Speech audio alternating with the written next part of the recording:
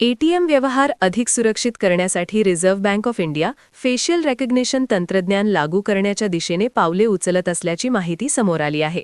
वाढत्या एटीएम फसवणूक आणि कार्ड चोरीच्या घटनांच्या पार्श्वभूमीवर हा निर्णय महत्त्वाचा मानला जात आहे. या योजनेची अंमलबजावणी देशभरातील एटीएम केंद्रांमध्ये टप्प्याटप्प्याने करण्यात येणार आहे. सध्या एटीएम व्यवहारासाठी डेबिट कार्ड आणि पिन या दोन गोष्टींवर अवलंबून राहावे लागते.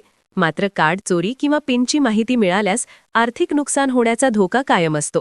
या पार्श्वभूमीवर फेशियल रेकग्निशन तंत्रज्ञानामुळे ग्राहकाचा चेहरा ओळखूनच व्यवहाराला परवानगी दिली जाईल, ज्यामुळे अनधिकृत व्यवहारांना मोठ्या प्रमाणात आळा बसू शकतो. या प्रणालीमध्ये ग्राहकाचा बायोमेट्रिक डेटा वापरला जाणार असून बँकेत नोंदवलेला चेहरा एटीएमवरील कॅमेराद्वारे पडताळला जाईल. चेहरा जुळल्यासच व्यवहार पूर्ण होईल. त्यामुळे स्किमिंग, पिन हॅकिंग आणि कार्ड क्लोनिंगसारख्या गुन्ह्यांवर प्रभावी नियंत्रण मिळण्याची अपेक्षा आहे.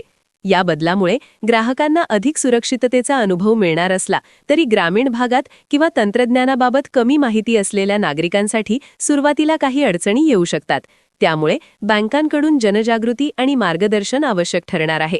एकूणच आधुनिक तंत्रज्ञानाचा वापर करून बँकिंग सेवा अधिक सुरक्षित आणि विश्वासार्ह करण्याच्या दिशेने हे महत्त्वाचे पाऊल मानले जात आहे.